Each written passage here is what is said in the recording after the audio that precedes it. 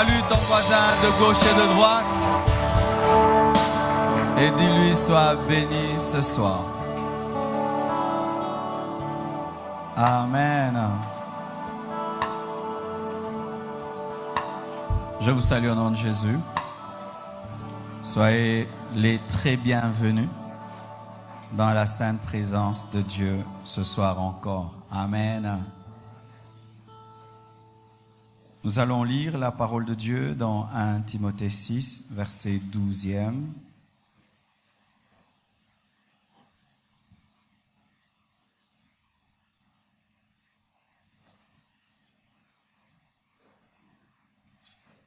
« 1 Timothée 6, verset 12, nous sommes debout, nous allons lire.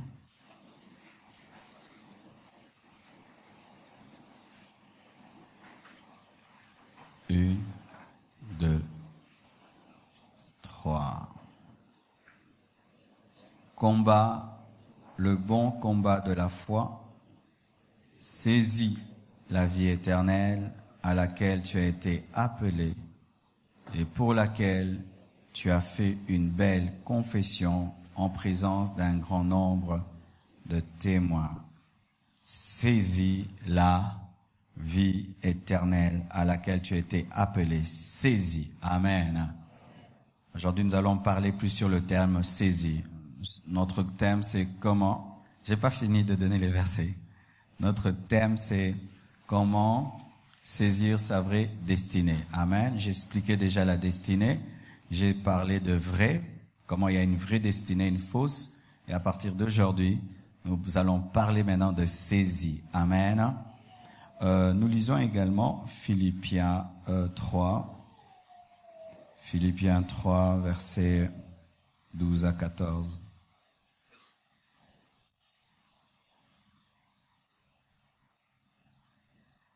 Philippiens 3, 12 à 14. 1, 2, 3, nous lisons. Ce n'est pas que j'aie déjà remporté le prix ou que j'aie déjà atteint la perfection, mais je cours pour tâcher de le saisir, puisque moi aussi j'ai été saisi par Jésus-Christ. Frère, je ne pense pas l'avoir saisi, mais je fais une chose, oubliant ce qui est en arrière et me portant vers ce qui est en avant, je cours vers le but pour remporter le prix de la vocation céleste de Dieu en Jésus-Christ. Asseyez-vous, s'il vous plaît.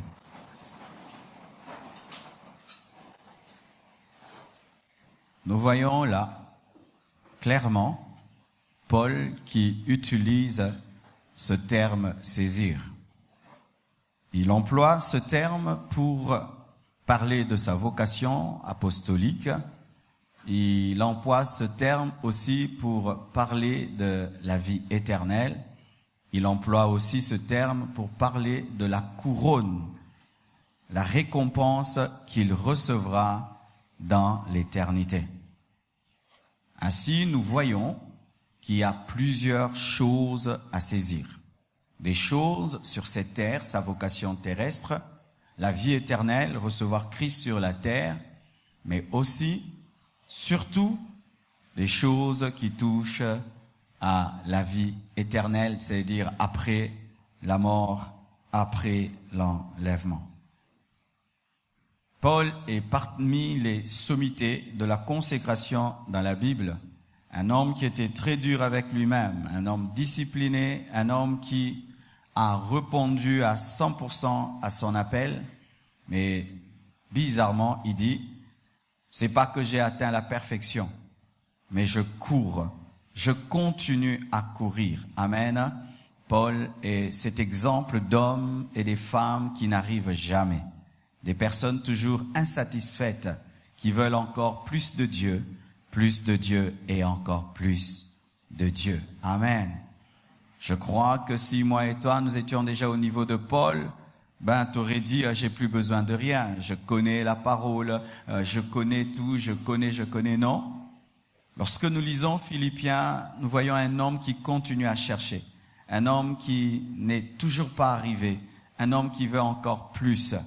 Et pour avoir un tel état d'âme, il faut être humble. Il faut être un assoiffé perpétuel de Dieu. Quoi que tu fasses, tu seras toujours loin de la parfaite stature de Christ. Amen. Et tu devras toujours dire, Seigneur, aide-moi. Toujours, aide-moi. Chaque fois que dans ta vie, tu sentiras que tu es arrivé, sache que tu veux mourir. Chaque fois que tu sentiras que tu ne veux plus rien de plus de la part de Dieu, sache que tu veux mourir. La véritable vie spirituelle se révèle par une soif et par une conscience de notre insuffisance et de notre éloignement par rapport à la stature parfaite de Christ.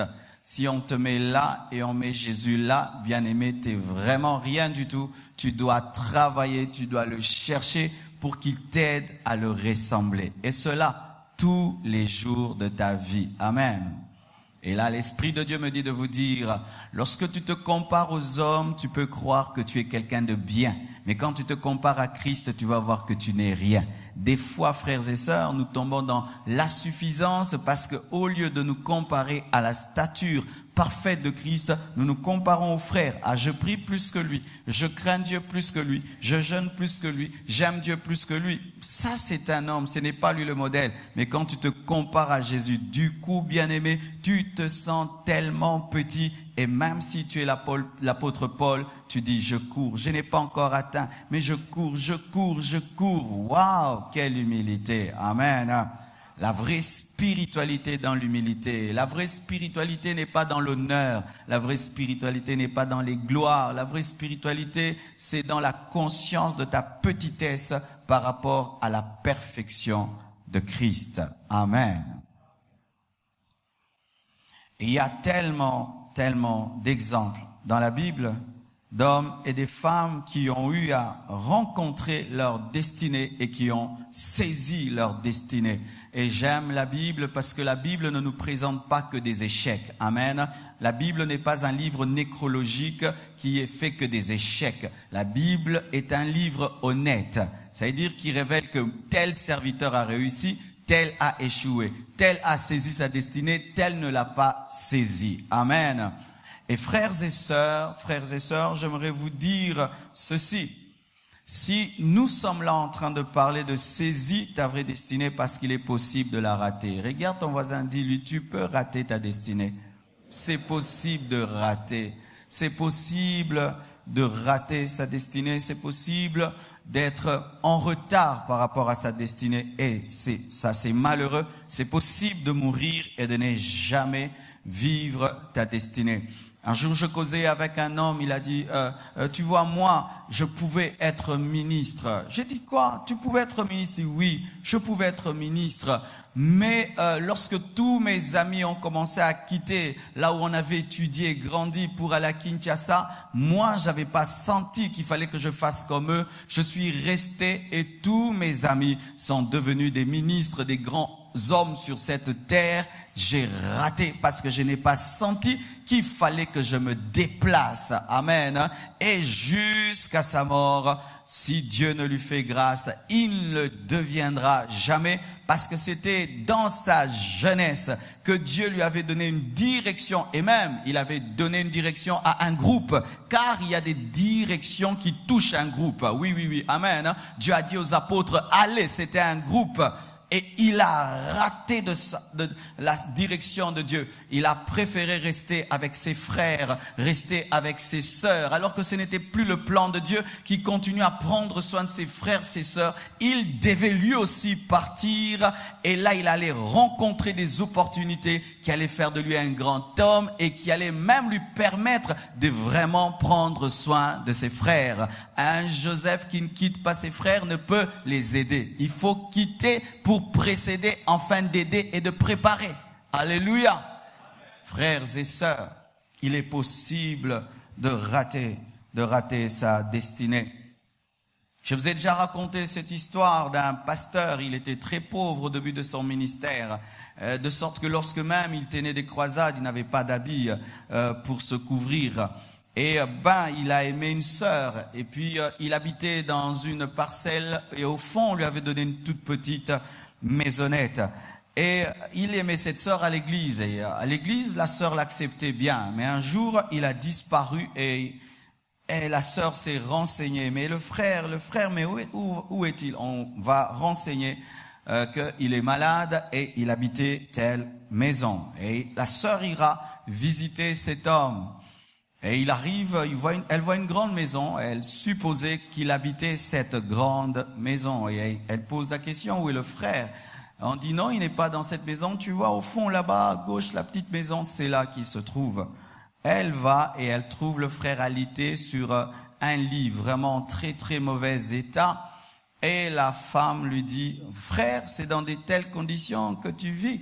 Ah non, moi je ne supporterai pas un homme comme toi. Elle lui a apporté quand même les fruits, elle lui a laissé. Et puis le frère lui a répondu, alité sur son lit, lui a dit, qui te dit que je resterai sur ce lit? Qui te dit que je resterai là? C'était quelqu'un déjà qui avait une forte onction de Dieu, une forte grâce de Dieu, mais qui était encore très très pauvre. Et la femme l'a quitté ainsi. Des années après Dieu l'a élevé. Et il est devenu parmi les plus grands serviteurs de Dieu de notre nation. Il manquait plus de rien. Et il s'était marié. Et un jour, alors qu'il rentrait sous la pluie dans sa belle Jeep, il voit la fille à l'arrêt, sous la pluie mouillée. Elle avait épousé à la place un médecin. Mais ce médecin, il était pauvre. Et ils étaient là, en train d'attendre le taxi. Et il arrête sa Jeep. Il les fait entrer dans sa Jeep. Il s'est un peu vengé.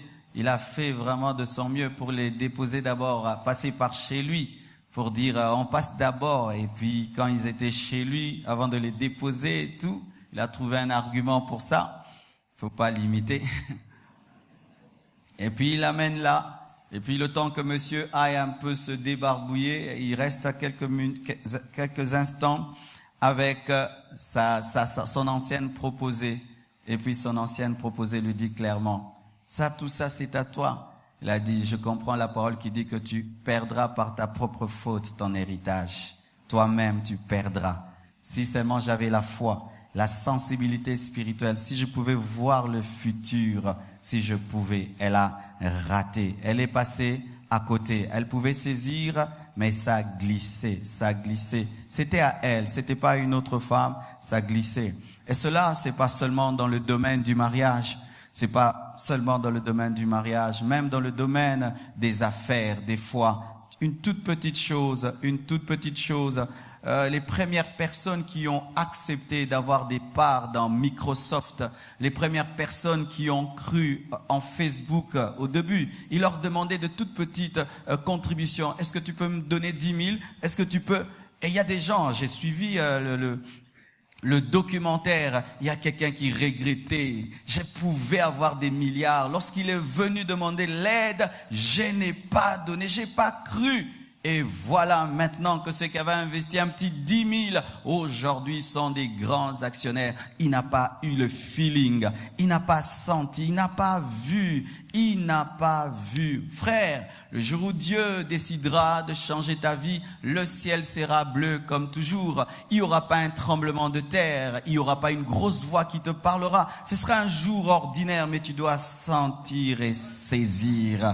Alléluia. Tu dois sentir et saisir. Je vous dis la vérité. Des fois, quand je prêche et tout. Mais des fois, Dieu me dit, ça, c'est une prédication de destinée. Je dis quoi? Ça, c'est une prédication de destinée. Il y a des prédications que tu donnes, tu édifies le peuple de Dieu. Mais il y a d'autres, quand tu prêches, ça te prend là, ça t'amène là. Amen. Hein? Et tu dois savoir ça. Et je vous dis, dans ce domaine, je peux te dire tellement de choses, mais toi-même, tu dois grandir pour être capable de sentir que ça. Amen. Vous connaissez les grands joueurs, ils savent toujours se positionner. Amen. C'est terrible. Vous courez dans tous les sens et lui, tout d'un coup, il ne suit plus le ballon. Amen. Et il va quelque part là et ça tombe tout juste devant lui. Amen. Il sait sentir, saisir.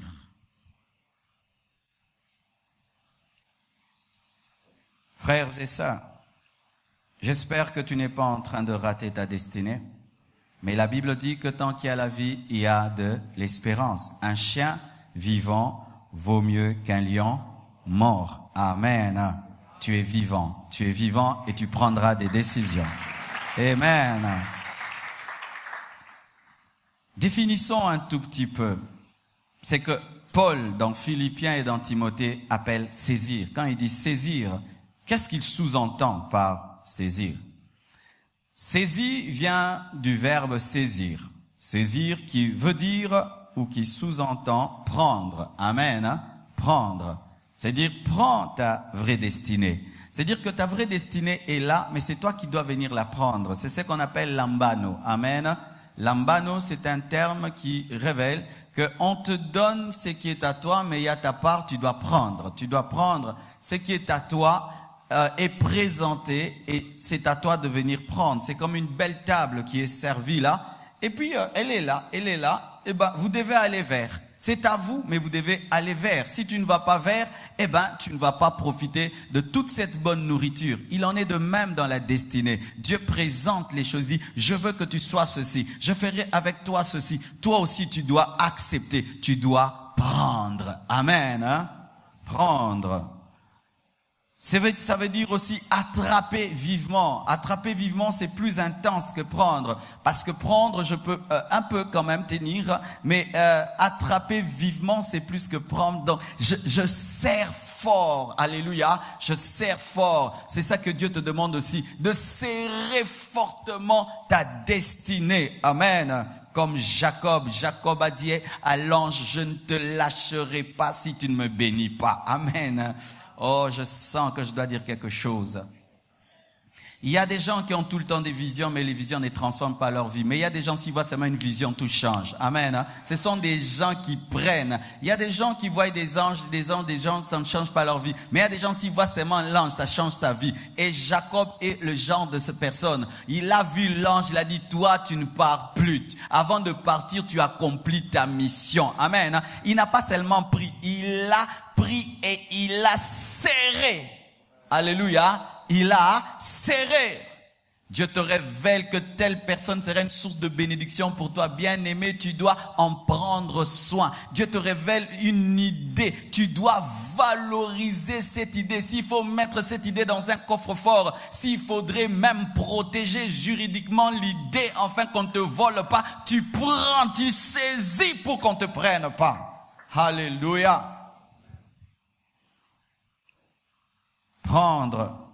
Attraper vivement, mettre immédiatement à profit une occasion, mettre immédiatement à profit une occasion, immédiatement, n'est pas tardé. David va à la guerre, pas pour se battre, il va pour visiter ses frères.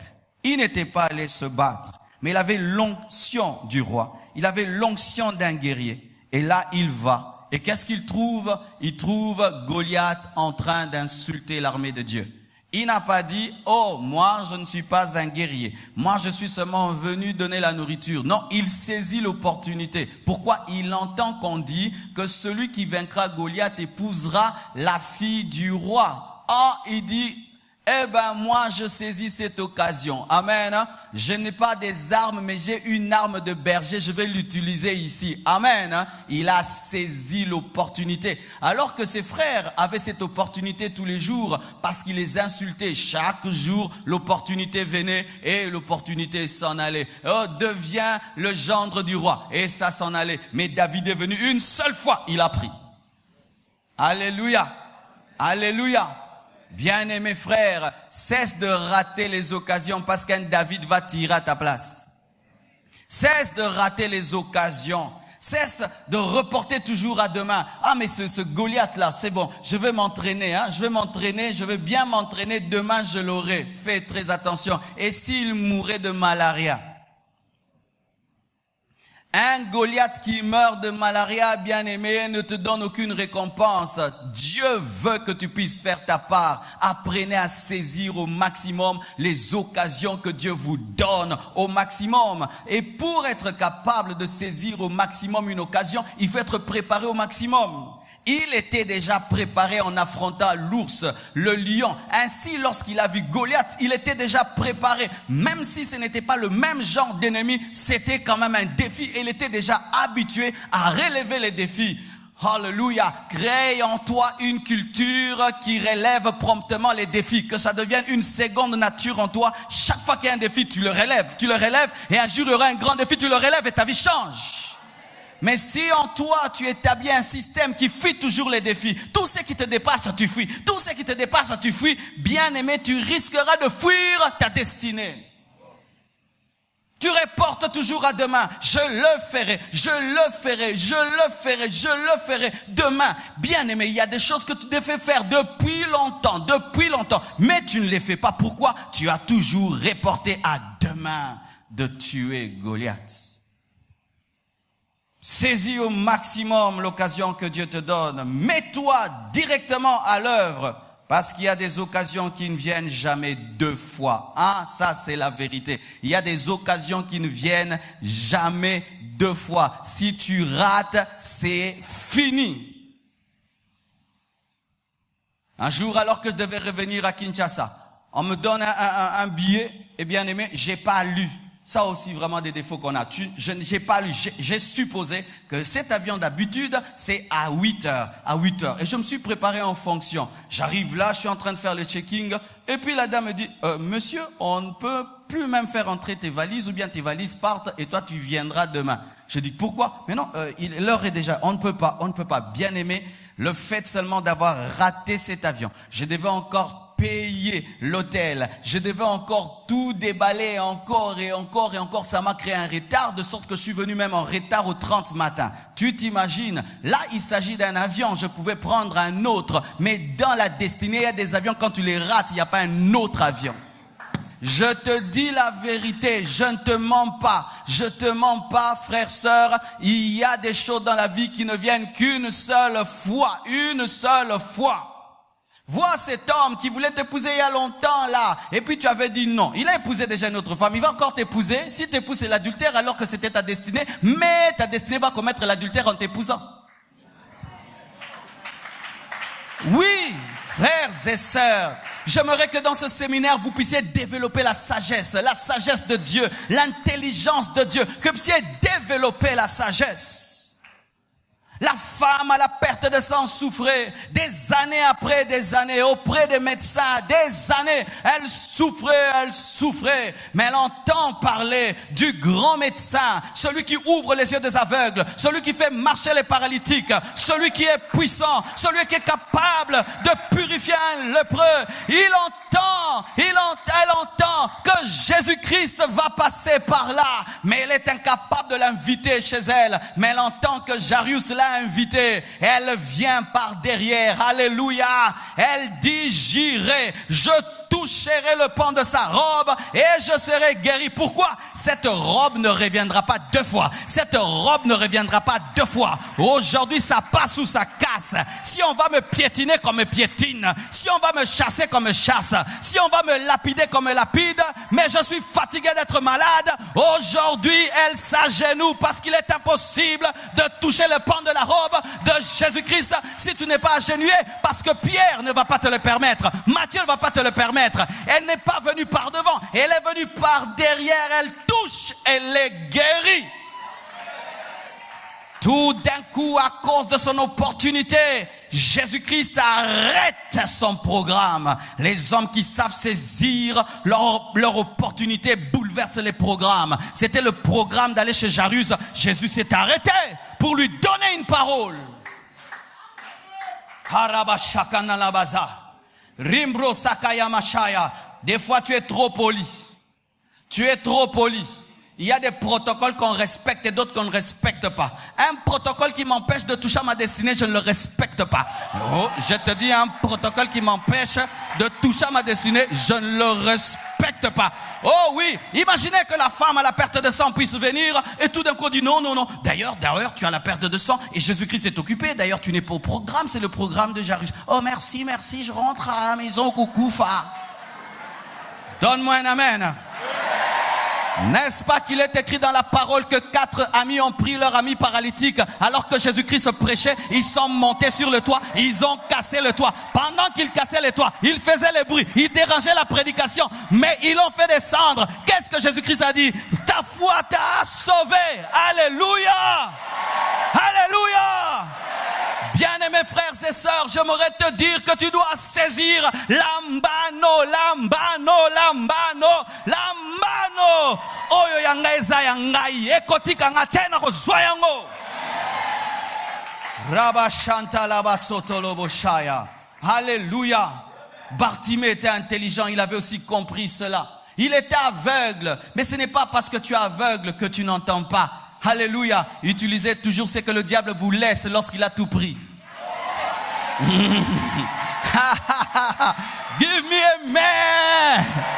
Utilise toujours ce que le diable te laisse lorsqu'il t'a tout pris. Comme Job, tu me prends les enfants, mais tu m'as pas pris la bouche. Je vais adorer Dieu dans mes problèmes. Tu m'as pris mes yeux comme Bartimée, mais tu n'as pas pris l'oreille. Je vais entendre que le fils de David passe par là. Tu ne m'as pas pris mes mains, tu m'as pas pris mes pieds. Alors je vais tâtonner, je vais tâtonner. Je tâtonnerai. Je ne vois pas, mais j'entends. Et je vais suivre le son, je vais suivre le bruit. Et comme je sais que je ne sais pas précisément où il est, mais je sais que lui a des oreilles pour entendre, il a des yeux pour me voir. Alors je crierai, lorsqu'il entendra, il me verra. Jésus-Christ, fils de David, aie pitié de moi.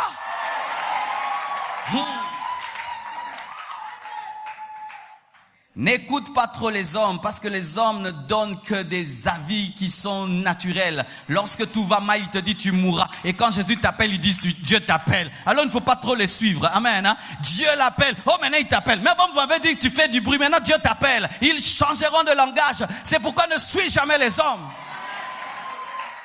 Et il vient vers Jésus-Christ. Il avait déjà son projet depuis longtemps. Ne change pas de projet lorsque l'opportunité vient. Dis seulement ce que Dieu t'avait dit.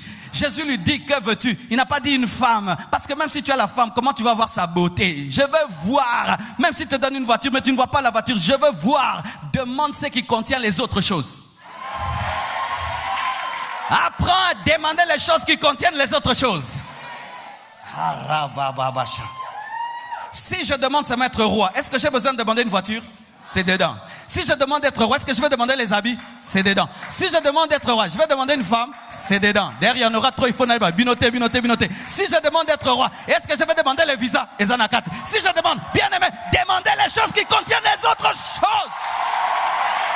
Lorsqu'on te dit, demande 3 choses, que ce soit 3 choses stratégiques, 3 choses stratégiques qui contiennent les autres choses. Ne dis pas Seigneur donne-moi une moto. Non, demande une chose qui contient toutes les autres choses. Rebraza kantarobo shanda. Alléluia. Il dit je veux voir. Il a saisi cette opportunité. Parce qu'avoir le Fils de Dieu devant toi, ça n'arrive pas tous les jours. Il a dit aujourd'hui, je vais lancer ma plus grande requête. Quelle est ta plus grande requête? Quelle est ta plus grande requête? Si Jésus t'apparaît maintenant, tu lui diras quoi? Soyez toujours des hommes préparés. Soyez toujours, un jour un ange m'est apparu et en quelques secondes me dit, demande 4 choses. Bien aimé, c'était déjà dans mon cœur. J'ai demandé, il a dit, très bien, moi maintenant, je t'ajoute ceci. Alléluia, le Dieu de Salomon est aussi mon Dieu. Il est aussi mon Dieu, il est aussi mon Dieu, il est aussi mon Dieu. Frères et sœurs, ayez toujours une requête. Si un jour Dieu me dit, tu veux quoi? Voici, je veux la sagesse pour diriger ton peuple. Dans la sagesse, il y a toujours l'argent. Alléluia. Oui, c'est ça l'intelligence. Saisir une opportunité. Lorsqu'un fruit est mûr et tu ne le cueilles pas, si tu prends du temps, il va pourrir. Le même fruit qui t'a tiré, si on te l'offre, tu vas le chasser, tu vas le jeter. Mais c'est le même fruit, mais parce qu'on l'a pas cueilli, attends.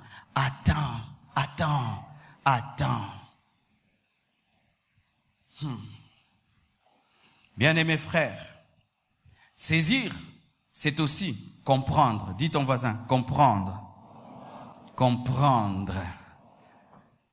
Oh, Rabashanda.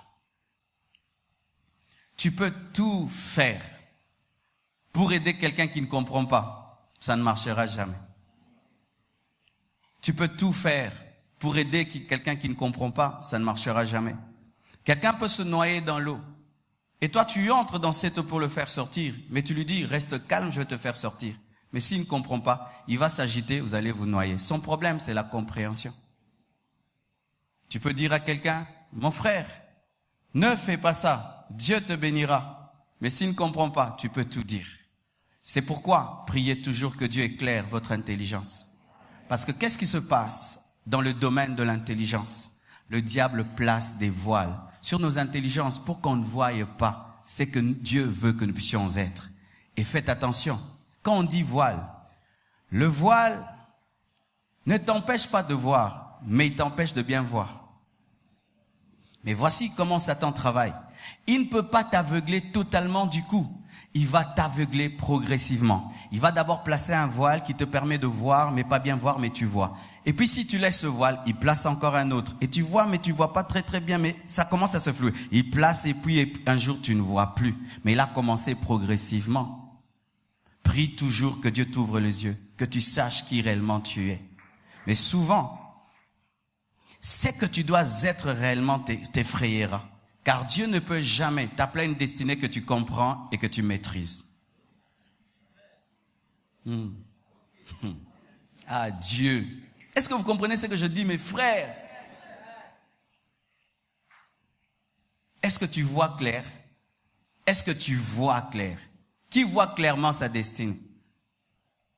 Alors si vous ne voyez pas, comment allez-vous demander des montagnes que vous ne voyez pas? Si tu ne vois pas, comment tu vas demander ce que tu ne vois pas? Il faut voir pour demander, car si tu ne vois pas, comment vas-tu demander? C'est pourquoi tu dois prier, Seigneur, je veux voir. Pas avec mes yeux, mais avec les yeux de l'esprit. Alléluia. Avec les yeux de l'esprit. Chaque fois que Dieu voulait donner des grandes choses, il disait, vois, Jéricho, je te donne. Vois, je te donne. Pourquoi? Il faut que tu voies clairement pour que ta prière soit précise. Si ta vue est imprécise, ta prière aussi est imprécise. Alléluia. Même dans le ministère, je sais que Dieu m'a appelé à prêcher la sainteté.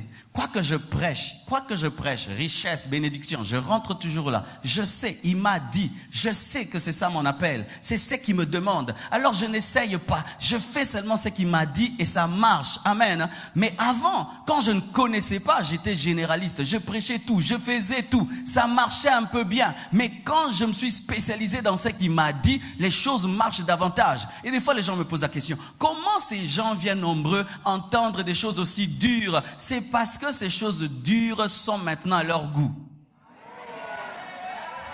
N'est-ce pas que tu es fatigué de la bouillie, tu es fatigué de tes légumes? Pourquoi? Tu veux quoi? Donne-moi la main. N'est-ce pas que tu es fatigué?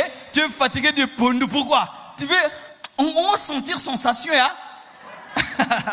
C'est pourquoi tu aimes le message de la sainteté. Si on te flatte, tu n'aimes pas. Ça, c'est la bouillie. Dieu te bénira, Dieu te bénira. Amen, amen. Mais aussi laissez mater, hein? Ni. Ok, il n'a bien te, ni, mi quoi? Soko bon le moté moté que ne fait amen. Soko tiki masu moté encore à lèvement. Amen. On dit mentir. Pourquoi? Quand tu découvres que tu prépares bien les os, prépare les os.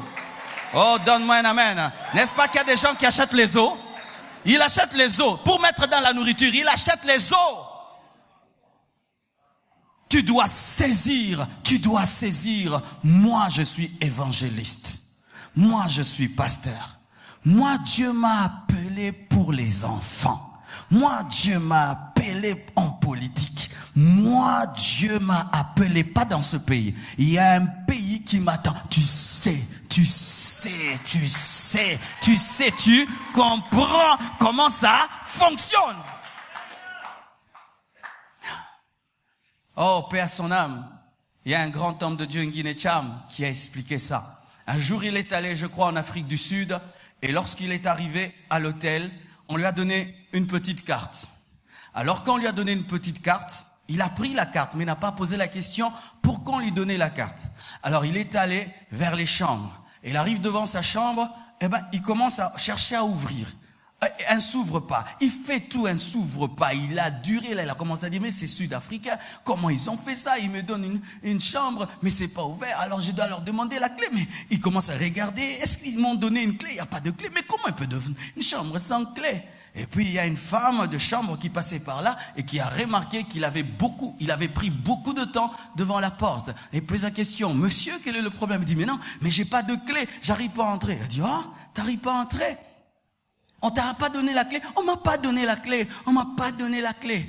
Ah bon? Montrez ce qu'on vous a donné. Ah, on m'a donné ça, et cette petite carte et tout. Ah, c'est ça la clé. La clé c'est comme ça. Non, c'est ça la clé. Non, la clé c'est comme ça, c'est ça la clé. La dame prend seulement la carte, elle met devant la porte, zindin.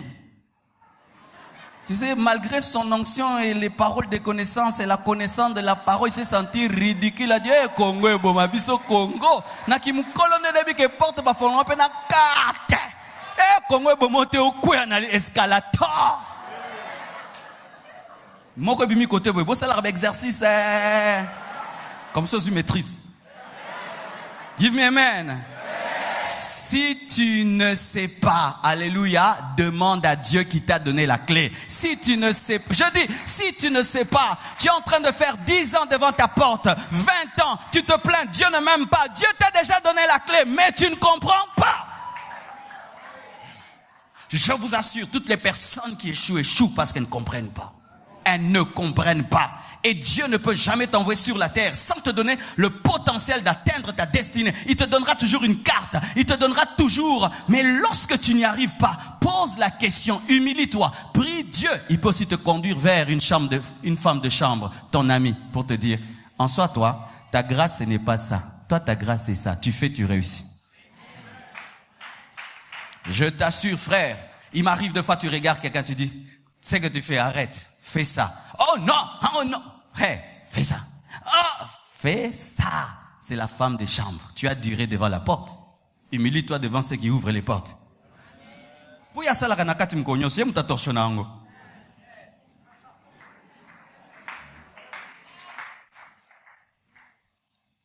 Quand tu ne comprends pas, mais tu sens quand même que Dieu t'appelle à tel niveau. Mais tu vois d'autres dans ce même niveau sont en train de réussir. Humilie-toi devant eux. Pose leur question. Vous faites comment? Je veux comprendre. Ça marche comment? Ça se passe comment? Tu as fait comment? Non, on fait ça, pas ça. Et tu fais. C'est pourquoi moi je lis des livres. Depuis que je suis nouveau converti, chaque fois que j'avais un problème, je cherchais un livre en fonction du problème et je trouvais toujours des révélations précises dedans.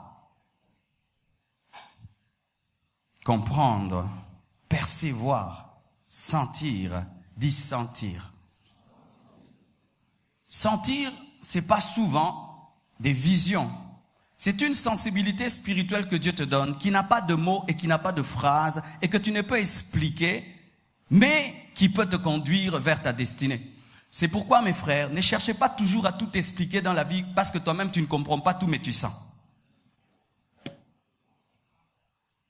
Tu vis avec quelqu'un, et puis tu sens, ça, cet homme me bénira. Cet homme sera une source de bénédiction. Mais il n'y a aucune preuve autour. Tu n'as qu'une sensation. Tu ne sais pas expliquer. Dieu n'a rien dit, mais tu sens.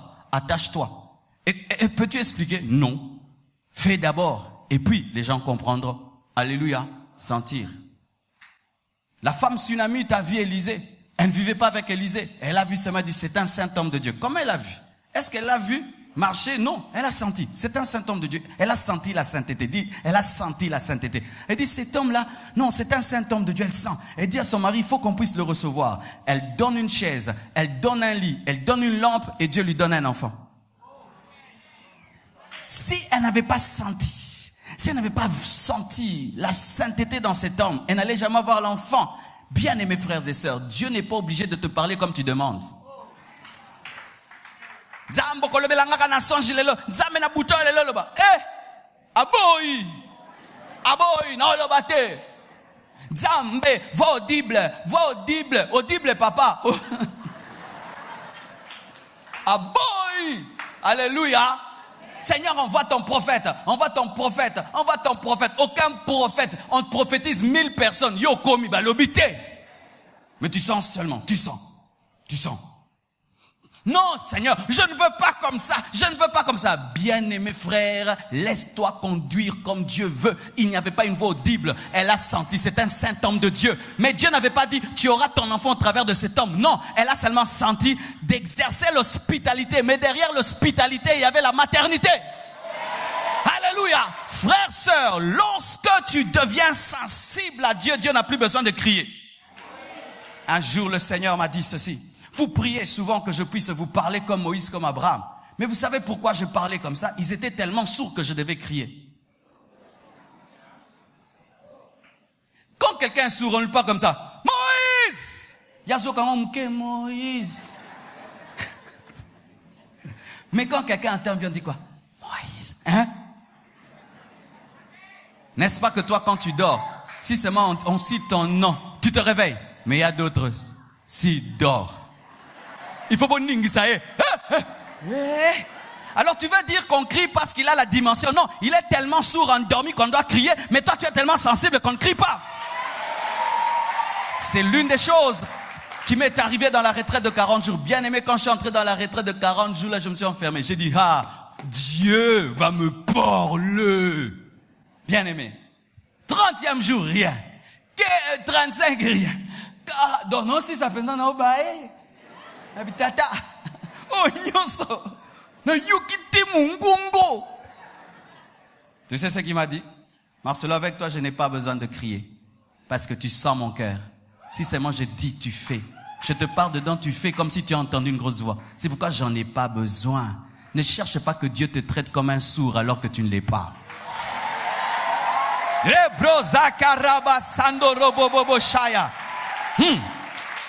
Quand est-ce que je crie quand j'appelle mon fils quand il est loin? Oracle, arrête de faire du bruit. Il est loin. Mais s'il est à côté, je dis, Oracle, arrête de faire du bruit. Oui, papa. Mais s'il est à côté, je dis, Oracle, tu dis, papa, tu fais du théâtre? Qu'est-ce qui t'arrive? T'as quoi? Mais c'est vrai, frère. Je suis là, en train de prêcher, et puis j'entends une voix. Marcelo, likambo. Auquel va m'aller mettre? Non, yuka. Vrai ou faux? Vrai ou faux? Vrai ou faux? Même les gens qui règlent le son, ils le règlent en fonction du tympan. On peut vous balancer un son terrible ici, mais on règle par rapport à vos tympans. Et vous pensez que nous sommes plus intelligents que Dieu? Ne cherche pas, c'est que Dieu te parle selon la sourdité des autres. Tu es tellement sensible qu'il n'en a pas besoin. Il n'en a pas besoin. Il n'en a pas besoin. Savez-vous que tout ce que Joseph a fait, c'était par des songes? Lui ne voyait pas des visions debout ou une grosse voix. Il voyait seulement dans un songe, ne répudie pas ta femme, prends-la. Va en Égypte, il prend. Na lotaki, na monaki na Égypte. Yosoko loti bongo ok Égypte. Ndeko na lotaki na Égypte. Discernez-le nga likambo. Yesa kozonga mokilité. Eza Égypte ya Égypto. Oh, alléluia. Que Dieu te donne la sensibilité. La sensibilité.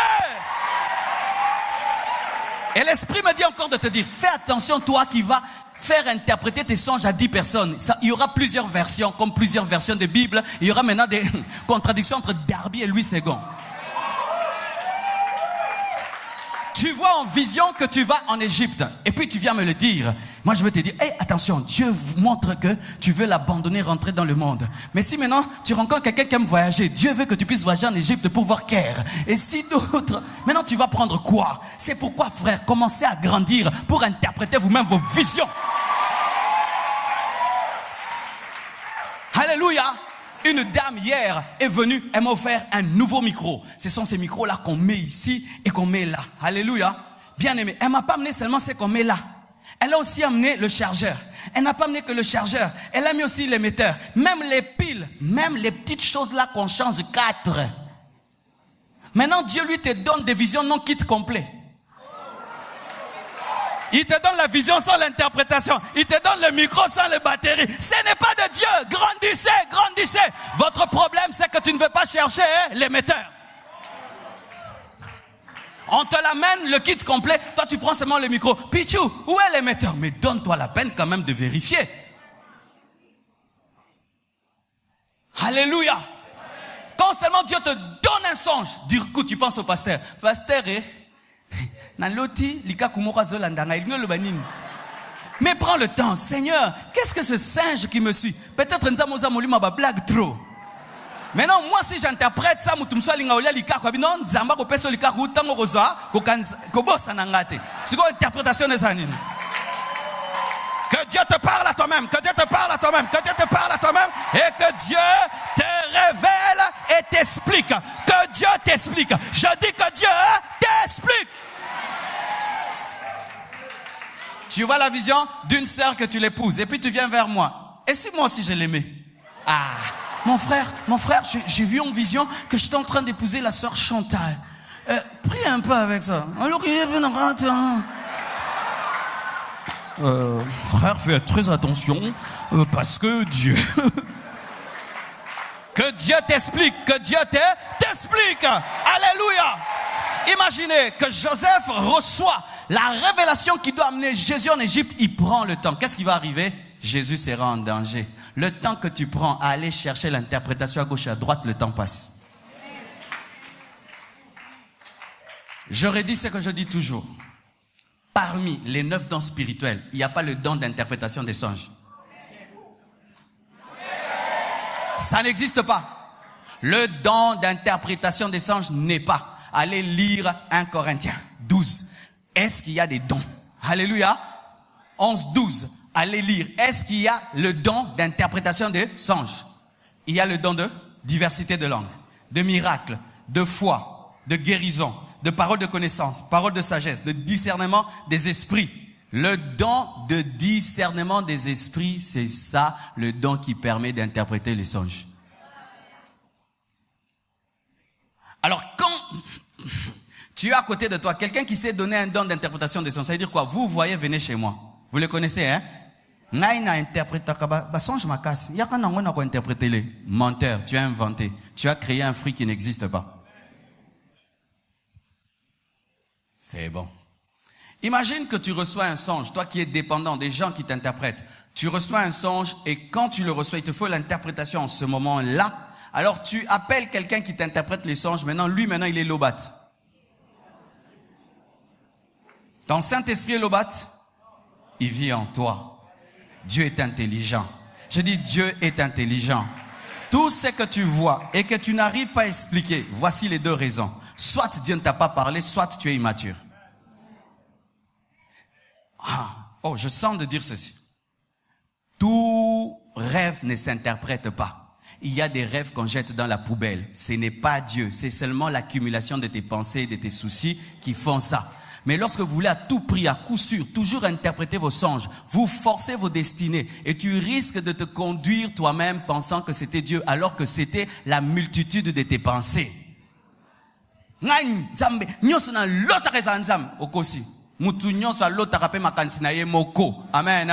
N'est-ce pas que mikozo loto zolia ozandokite ezanzala. Mais on nous a dit quoi? Que si tu rêves, tu es en train de manger, tu es sorcier. Donc bozaba ndoki. Non, nzala pe et l'autre il sera ozolia. Oh, donne-moi un amen. Donne-moi un amen. Ne dis pas que moi, tout rêve c'est Dieu. Non, il y a même des rêves qui ne sont pas Satan. Ce n'est même pas le diable. Le diable n'est même pas là. C'est seulement la psychologie, c'est seulement ta pensée, c'est tout. Les humains, c'est ce qui leur arrive. Tout rêve c'est pas Satan, tout rêve c'est pas Dieu. Il y a des rêves, c'est seulement humain. Et ça n'a même pas besoin d'une interprétation. Tu prends ça, tu jettes dans la poubelle et tu continues ta route. J'entends maintenant quelqu'un qui me dit comment je saurai le rêve de Dieu. N'est-ce pas? Ok. Comment tu vas savoir? Jamais tu peux avoir un songe qui contredit la parole de Dieu. Tu vois un songe, dans le songe on te dit que Jésus revient demain. Ça ce n'est pas Dieu parce que Dieu ne peut pas te révéler une chose alors que la Bible dit que personne ne connaît le jour. 2. Un songe qui contredit l'âme de Dieu. Dieu est amour, n'est-ce pas? Toi tu vois dans le songe que tu es en train de tuer les gens. Est-ce que c'est de Dieu? Ce n'est pas de Dieu. Une autre chose, un songe qui contredit quelque chose que Dieu t'a révélé clairement et à 100% tu es convaincu que c'était Dieu, tu dois chasser ce rêve parce que ce n'est pas Dieu. Aussi, un songe qui n'a aucun sens. Amen. Hein? J'appelle ça songe bitoto. J'appelle ça songe changa changa. Tu connais ces songes-là? Tu es à Kinshasa, pendant qu'on prêche, tu es dans un taxi, et puis tu es en Afrique du Sud, et puis tu es au Congo, et puis, Nini Zalaki. Yo moko zo lingo kangisa. Ko kangisa tende ko boaka ngo. Nzamba lo ba désordre bongote au kansa muto. Donc lo ba makameza en sens te. Aussi, un songe qui n'a pas d'autorité spirituelle. C'est-à-dire que tu rêves, mais tu ne sens pas l'onction de Dieu dedans. Tu ne sens pas la présence de Dieu. Ça ne frappe pas ton esprit, ça ne marque pas. C'est pas Dieu. C'est seulement toi-même ou Satan. Parce que Dieu, même quand il parle en songe, bien-aimé, c'est comme si tu as parlé alors que tu étais debout. Les songes qui viennent de Dieu, ça te marque. Tu peux faire même 10 ans, tu n'oublies jamais. Mais toi, le songe dont tu as parlé, c'était Dieu, tu l'as déjà oublié. Pose la question à Joseph, comment c'était lorsque Gabriel t'est apparu? Il va te dire, Gabriel m'avait dit ça, il m'avait dit ça. Même après 50 ans, il peut redire. Lorsqu'une chose manque, le sceau de Dieu, l'autorité de Dieu, ce n'est pas de Dieu. Souvent sur 10 songes, il y a souvent 7 qui sont des faux songes. Oui, il faut avoir l'humilité de l'accepter. Même moi, des fois, je peux rêver une chose, je sais ça, c'est rien. Mais ça, tu sens pourquoi? Même après ton réveil, ça continue à te marquer. Puis-je dire quelque chose? Souvent, on nous parle des démons qui volent les songes. Non. Il y a, c'est vrai, une maladie spirituelle qui fait que Dieu te parle clairement, mais au matin, tu perds. C'est souvent quand tu es déchargé spirituellement parce qu'un téléphone déchargé, même si on envoie un SMS, lis-moi. Il faut bola là, toujours la charge.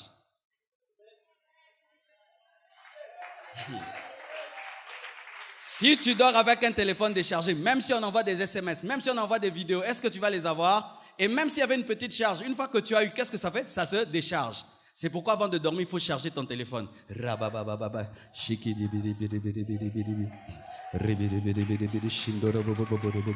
ne vais pas rater des appels, je ne vais pas rater des images. Je te dis, toi qui dors sans prier, tu dors l'eau batte. C'est pourquoi tu rates les visuels et songes. Charge, c'est bon.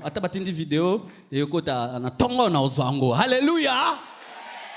C'est pourquoi des fois tu rates, Dieu te parle, mais tellement que tu as dormi, tu étais déchargé spirituellement, Satan peut te voler cela. Mais des fois, les songes que nous oublions ou les rêves que nous oublions, c'est parce que ce n'était pas Dieu. Tu dors totalement chargé spirituellement, tu dors vraiment dans la présence de Dieu. Et puis le matin, ça part, laisse ça partir. Si c'est important, Dieu va te le redire encore. Il va insister. C'est pourquoi même, si vous avez un songe, mais vous doutez que c'est Dieu, vous avez la permission de le dire. Si c'est toi, dis-le encore. Oui. Il est possible, tu as un songe, et puis tu doutes, et puis tu dors, ça revient. Ah, tu te réveilles 3 fois, 4 fois. Tu sais que c'est Dieu. C'est un papa, c'est un ami. Je dis c'est un papa, c'est un ami. Que Dieu vous bénisse abondamment. Oh, acclamons le Seigneur, nous sommes debout. Est-ce qu'il y a un homme qui est édifié ce soir? Est-ce qu'il y a un homme qui est révolutionné ce soir? Alléluia! Nous allons prier le Seigneur. Prie Dieu en fonction de cette parole. Prie Dieu. Alléluia. Tu as besoin de saisir, tu as besoin de comprendre, tu as besoin de sentir spirituellement, tu as besoin de discerner tes songes, tu as besoin d'être indépendant. Tu as besoin d'humilité pour reconnaître que des fois ce n'est pas Dieu qui te parle, tu as besoin de cela. Oh Dieu, merci.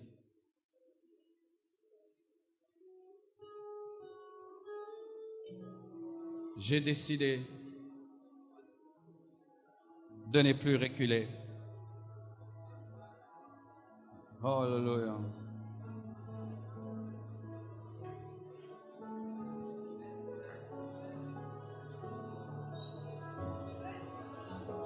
Prions, prions, prions, prions, prions.